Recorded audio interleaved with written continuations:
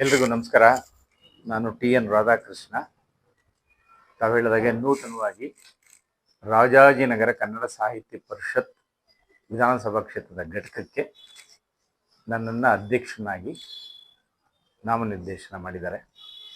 ಹಾಗಾಗಿ ನೂತನವಾಗಿ ನಾಳೆ ಪದಗ್ರಹಣ ಕಾರ್ಯಕ್ರಮ ಇದೆ. ನಾಳೆ ಅಧಿಕಾರ ಸ್ವೀಕಾರ ಮಾಡ್ತಾ ಇದ್ದೇನೆ. ಮಹೇಶ್ ಜೋಶಿ ಅವರು ಉದ್ಘಾಟಿಸಲಿದ್ದಾರೆ ಕಾರ್ಯಕ್ರಮನ. ಸೊ ಹಾಗಾಗಿ ಎಲ್ರಿಗೂ ನಿಮ್ಮ ವಾಹಿನಿ ಮೂಲಕ ಪದಗ್ರಹಣ ನಾಳೆ ಸಂಜೆ 5 ಗಂಟೆಗೆ ನಿಸರ್ಗ ಕೊಟ್ಟು ಇಲ್ಲಿ ಹಾವನೂರು ಸರ್ಕಲ್ ತನಕ ಬರಲಿಕ್ಕೆ ವಿನಂತಿ ಮಾಡಿಕೊಳ್ತಾ, ಎಲ್ರಿಗೂ ಸಹಕರಿಸಿದ ಎಲ್ಲ ನಾಯಕರಿಗೆ ಶುಭ ಹೇಳ್ತಾ, ವಂದನೆಗಳನ್ನ ಹೇಳ್ತಾ, ಈ ಒಂದು ನಾನೊಬ್ಬ ಬೇಸಿಕಲಿ ರಾಜಕೀಯ ವ್ಯಕ್ತಿ ಹಾಗೂ ಕನ್ನಡ ಪ್ರೇಮಿ. ನಾನು ಒಬ್ಬ ಕನ್ನಡದವ. ನಮ್ಮ ರಾಜ್ಯದಲ್ಲಿ ಈಗಿರೋ ಪರಿಸ್ಥಿತಿ, ಅದು ವಿಶೇಷವಾಗಿ ಬೆಂಗಳೂರಿನಲ್ಲಿ ನಮ್ಮ ಭಾಷೆ ನಮ್ಮತನ ಉಳಿಸೋದು ಬಹಳ ಮುಖ್ಯ ಆಗಿದೆ. ಬಹುತೇಕ ಕನ್ನಡಿಗರು ಮೈನಾರಿಟಿ ಆಗ್ಬಿಟ್ರು ಅಂತ ಹೇಳೋದು, ಅಲ್ಪಸಂಖ್ಯಾತರು ಆಗ್ಬಿಟ್ರೇನೋ ಕನ್ನಡ ಹೊರಟೆ ಹೋಯ್ತು ಅನ್ನೋ ರೀತಿಲಿ ಬಿಂಬಿಸ್ತಾ ಇದ್ದಾರೆ ಕೆಲವರೆಲ್ಲನೂ. ಭಾಷಾ ಪ್ರೇಮಿಗಳು ಅಲ್ಲದೆ ಇರೋರು ಹೇಳೋದು ಒಂಥರ ಇಲ್ಲಿದ್ದುಕೊಂಡು ಇಲ್ಲಿ ವಾಸ ಮಾಡಿ ಒಂಥರ ಕೃತಜ್ಞರು ಅಂತಲೇ ಹೇಳ್ಬೇಕು. ಯಾವುದೇ ಒಂದು ರಾಜ್ಯ ಸಂವಿಧಾನದ ಅಡಿನಲ್ಲೇ ರಾಜ್ಯವಾರು ವಿಂಗಡಣೆ ಆಗಿ ಭಾಷೆಗಳು ಅಧಿಕೃತವಾಗಿ ಕರ್ನಾಟಕದ ಅಧಿಕೃತ ಭಾಷೆ, ನಾವೆಲ್ಲರೂ ಇಲ್ಲಿ ಬದುಕಬೇಕಾದ್ರೆ ಕರ್ನಾಟಕದ ಅಧಿಕೃತ ಭಾಷೆ ಬಳಸಬೇಕು. ಅದು ಬಹಳ ಮುಖ್ಯ. ಆ ನಿಟ್ಟಿನಲ್ಲಿ ಕನ್ನಡ ಸಾಹಿತ್ಯ ಪರಿಷತ್ತು ಸ್ವಲ್ಪ ಜವಾಬ್ದಾರಿ ತುಂಬಾನೇ ಇದೆ. ಆ ದಿಕ್ಕಿನಲ್ಲಿ ನಾವೆಲ್ಲ ಸಾಗೋಣ. ನಮ್ಮ ಕೈಲಾದಂಥ ಕನ್ನಡ ಸೇವೆ ಮಾಡೋಣ.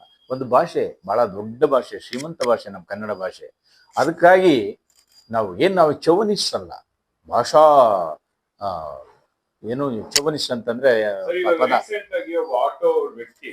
ಸೊ ಕನ್ನಡ ಒಂದು ಘಟನೆ ಇತ್ತು, ಹಿಂದಿಯವರು, ಯಾಕಂದ್ರೆ ಹಿಂದಿಯವ್ರದ್ದು ದಬ್ಬಾಳಿಕೆ ತುಂಬಾ ದೊಡ್ಡ ಮಟ್ಟದಲ್ಲಿ ನಡೀತಾ ಇದೆ. ಸೊ ಅದು ಆಟೋ ಅವ್ರಿಗೆ ಒಂದು ಕನ್ನಡದಲ್ಲಿ ಮಾತಾಡೋದಕ್ಕೆ ಬೈದು ಹಲ್ಲೆ ಎಲ್ಲ ಆಯ್ತು. ಅದೊಂದು ರೀಸೆಂಟ್ ಆಗಿ ಆಯ್ತು, ಅದು ದೊಡ್ಡ ಮಟ್ಟದಲ್ಲಿ ಎಲ್ಲ ಅದ್ರ ಬಗ್ಗೆ ಪ್ರೊಟೆಸ್ಟ್ ಎಲ್ಲ ಕನ್ನಡ ಪರ ಸಂಘಟನೆ ಎಲ್ಲ ಮಾಡೋ ಅದೇ ತರ ತುಂಬಾ ಕಡೆ ಕೆಲವೊಂದು ಏರಿಯಾಗಳಲ್ಲಿ ತುಂಬಾ ಜನ ಹಿಂದಿಯವರು ಕೂಲಿ ಕಾರ್ಮಿಕರೆಲ್ಲ ಬರ್ತಾರೆ. ಮತ್ತೆ ಅವ್ರು ಬಂದ್ಮೇಲೆ ಇಲ್ಲಿನ ವಾತಾವರಣಕ್ಕೆ ಹೊಂದ್ಕೊಳ್ದೆ ಅವರು ಒಂದು ದೌರ್ಜನ್ಯ ದಬ್ಬಾಳಿಕೆ ಎಲ್ಲ ಮಾಡ್ತಿದ್ದಾರೆ. ಅದು ಆಲ್ಮೋಸ್ಟ್ ಆಲ್ ಓವರ್ ಬ್ಯಾಂಗ್ಳೂರಲ್ಲಿ ಆಲ್ಮೋಸ್ಟ್ 40 to 50 lakhs ಅಷ್ಟು ಹಿಂದಿ ಒಂದು ಜನಸಂಖ್ಯೆ, ಅಷ್ಟು ಒಂದು ಜನ ಮೈಗ್ರೇಷನ್ ಆಗಿರೋ ಒಂದು ಇಲ್ಲ. ನಾವು ಎಲ್ಲ ಭಾಷಾ ಪ್ರೇಮಿಗಳು. ಸೊ ಬಹು ಭಾಷಾ ಪ್ರೇಮಿಗಳ ಸರ್ವ ಜನಾಂಗದ ಶಾಂತಿಯ ತೋಟ. ಕುವೆಂಪು ಅಂತ ಮಹಾನ್ ವ್ಯಕ್ತಿ ಹುಟ್ಟಿದಂತ ಈ ನಾಡು. ಎಲ್ಲರನ್ನೂ ನಾವು ಪ್ರೇಮಿಸ್ತೀವಿ. ಜೊತೆಗೆ ಭಾರತದ ಸಂವಿಧಾನದ ಅಡಿಯಲ್ಲಿ ನಾವೆಲ್ಲ ಬದುಕ್ತಾ ಇದ್ದೀವಿ.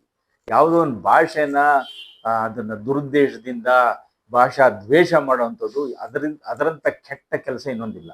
ನಾವು ಕನ್ನಡಿಗರು ಯಾವತ್ತೂ ಆ ರೀತಿ ಮಾಡೋದಿಲ್ಲ. ಹೊರಗಡೆ ಬಂದಂಥವ್ರು ಬಹಳ ಒಂದು ದೊಡ್ಡ ದನಿಲಿ ಹೇಳ್ಬೇಕು ಅಂತಂದ್ರೆ, ಇದು ಎಚ್ಚರಿಕೆ ಗಂಟೆ ಅಂತಾನೆ ಅವ್ರಿಗೆ ಹೇಳ್ಬೇಕು. ಬೆಲೆ ಕೊಡೋದು, ಫಸ್ಟ್ ಮರ್ಯಾದೆ ಕೊಡೋದು ಕಲ್ತ್ಕೋಬೇಕು. ಇಲ್ಲಿ ನಮ್ಮ ಜೊತೆ ಸಹಬಾಳ್ವೆ, ಶಾಂತಿಯಿಂದ ಬದುಕಬೇಕು. ಇಲ್ಲದೆ ಇದ್ರೆ ಬೇರೆ ರೀತಿಯಲ್ಲೇ ಕನ್ನಡಿಗರು ವಿರುದ್ಧ ಆದ್ರೆ ನೀವೆಲ್ಲಿ ಉಳಿತೀರಿ? ನೀವು ಹೊರಗಡೆಯಿಂದ ಬಂದಿರೋರು.